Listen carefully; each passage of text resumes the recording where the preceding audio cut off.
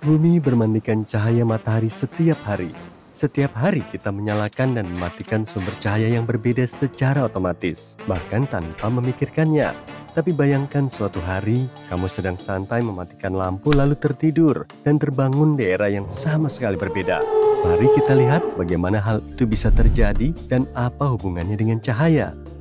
Fisika kuantum itu cukup gila. Sementara fisika klasik itu seperti sebuah film yang diproyeksikan dari awal hingga akhir, dunia kuantum itu sendiri memiliki kemampuan untuk mengambil kendali jarak jauh dan memanipulasi adegan yang kamu tonton. Menarik dan misterius. Katakanlah kamu memiliki saklar lampu biasa yang bisa menyala atau mati. Itu seperti bit biasa di komputer yang dapat berada dalam salah satu dari dua keadaan, 0 atau 1. Namun dalam komputer kuantum ada jenis saklar khusus, saklar yang disebut qubit. Tidak seperti bit biasa, sebuah qubit dapat berada dalam berbagai keadaan pada saat yang bersamaan. Bisa 0, 1, dan semua keadaan diantaranya, seperti menyalakan dan mematikan lampu secara bersamaan. Ya, alam semesta kita memiliki aturan yang aneh. Sifat misterius ini yang disebut superposisi memungkinkan kita melakukan sesuatu yang luar biasa baru-baru ini, membalikan waktu. Setidaknya dalam sebuah eksperimen kecil dengan komputer kuantum. Waktu itu musim gugur tahun 2022, dua kelompok ilmuwan, satu dari Oxford dan satu lagi dari Wina, memutuskan untuk melakukan eksperimen aneh. Mereka bermain-main dengan komputer kuantum untuk membuat program yang dapat membalikan waktu. Mereka mengambil sebuah elektron kecil dan mencoba membuatnya mundur ke masa lalu hanya dalam waktu sepersekian detik. Ini seperti memecahkan segitiga bola biliar, di mana bola-bola tersebut berubah dari temperatur menjadi kacau dan kemudian secara ajaib berbalik arah. Tapi jangan terlalu bersemangat dulu tentang perjalanan waktu. Sayangnya, kita tidak yakin apakah hal itu mungkin terjadi dalam kehidupan nyata. Para ilmuwan memecahkan beberapa angka dan menemukan bahwa jika kita mengamati 10 miliar elektron terlokalisasi setiap detik selama usia alam semesta, kita hanya akan melihat hal seperti ini terjadi satu kali. Dan elektron tersebut hanya membutuhkan waktu sepersekian detik untuk kembali. Jadi, mereka tidak menciptakan mesin waktu. Mereka hanya berhasil menciptakan simulasi ini dalam komputer kuantum. Ada satu hal lagi yang perlu diperhatikan. Semakin besar simulasinya, semakin kompleks dan kurang akurat. Dalam percobaan, kita hanya menggunakan satu qubit dan kita berhasil membalikan waktu. Dalam pengaturan 2 qubit, para ilmuwan hanya dapat membalikan waktu 85% kasus. Dan dalam pengaturan 3 qubit, itu turun menjadi 50% dengan lebih banyak kesalahan. Jika kita terus menambahkan lebih banyak qubit, kita tidak akan bisa melakukan hal ini. Ditambah lagi, keberhasilannya tergantung pada jumlah informasi yang dapat disimpan oleh sistem. Sebagai contoh, teleportasi seseorang hampir tidak mungkin dilakukan karena manusia memiliki begitu banyak informasi di dalamnya. Tapi sayangnya, tidak ada mesin waktu sejauh ini.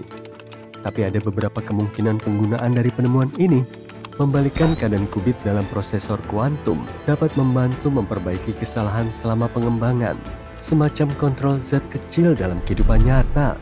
Jadi, ini adalah langkah kecil menuju penemuan yang lebih menarik di masa depan. Sebagai contoh, baru-baru ini mereka mendemonstrasikan hal kecil yang gila lainnya, mengirim cahaya ke masa lalu. Cahaya bukanlah sekadar cahaya.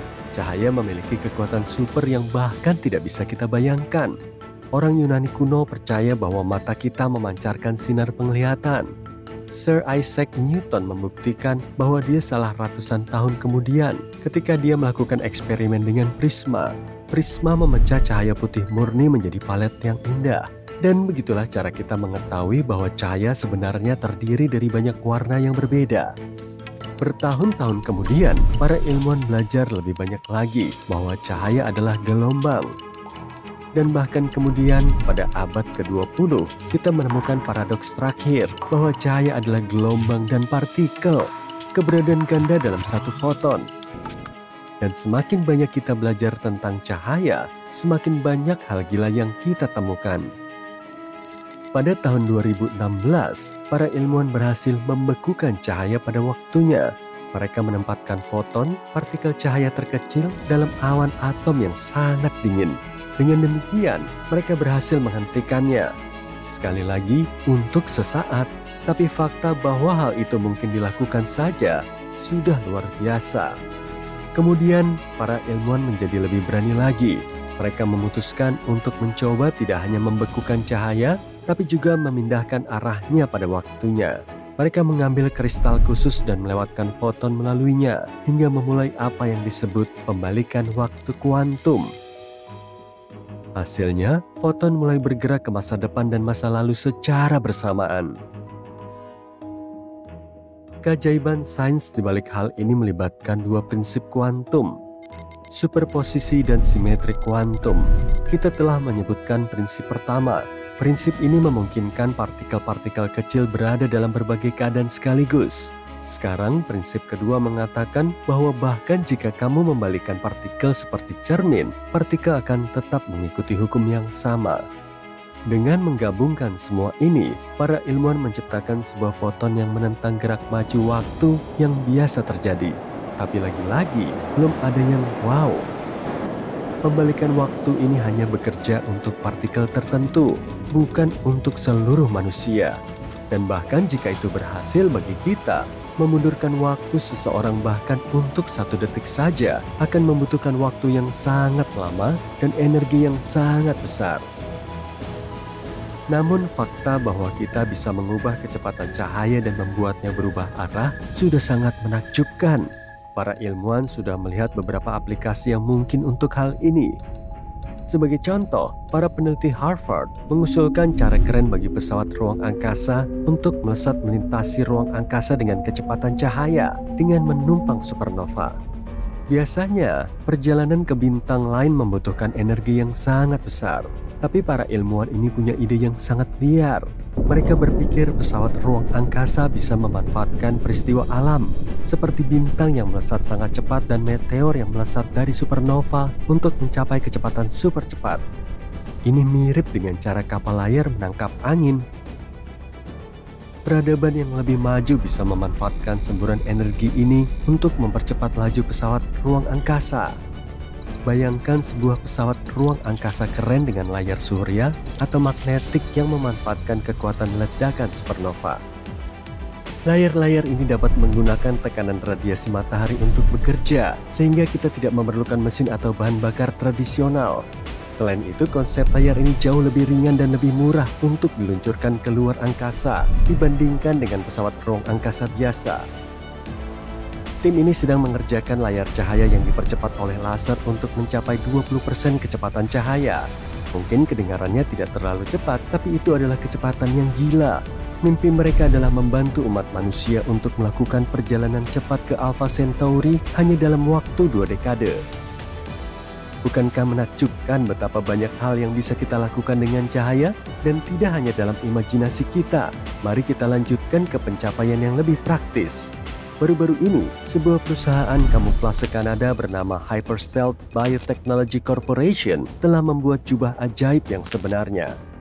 Jubah tembus pandang ini tidak membutuhkan sumber daya apapun, setipis kertas, dan tidak akan menguras kantong. Hyperstealth membayangkan sebuah dunia di mana bahan ini bisa menyelubungi orang, kendaraan, kapal, pesawat ruang angkasa, dan bahkan seluruh bangunan. Ini masih dalam tahap prototipe, tapi sudah bekerja dengan baik. Mereka menamai teknologi luar biasa ini Quantum Stealth. Teknologi ini membelokkan cahaya sedemikian rupa sehingga dapat membuat objek menghilang dari pandangan. Teknologi ini dapat membuat objek hampir tidak terlihat, tidak hanya dalam spektrum yang terlihat, tapi juga dalam ultraviolet, inframerah, inframerah gelombang pendek, dan bahkan dapat melakukan pemblokiran spektrum thermal. Teknologi ini bekerja berkat lensa lentikular, yakni lembaran bergelombang dengan lensa yang melengkung keluar. Apabila ditumpuk dengan cara tertentu, lensa ini membiaskan cahaya pada berbagai sudut, menciptakan bintik-bintik yang menghalangi cahaya dan menyembunyikan objek di balik materi. Sayangnya ini tidak memberikan efek tembus pandang sepenuhnya, tapi mungkin suatu hari nanti kita akan mencapainya jika kita terus mengusahakannya. Jika kamu bersembunyi di baliknya, ini akan terlihat seperti kaca yang agak kotor atau buram, tapi kamu tidak akan terlihat. Jika kamu meletakkan selubung ini di depan tubuhmu, kamu akan terlihat seperti kepala yang melayang. Kemajuan ilmiah sedang berjalan gencar-gencarnya. Mungkin suatu hari nanti kita akan dapat membalikan waktu tidak hanya untuk partikel cahaya kecil, tapi juga untuk seluruh manusia. Sampai saat itu tiba, mari kita nikmati coba tembus pandang kita dan tetaplah penasaran.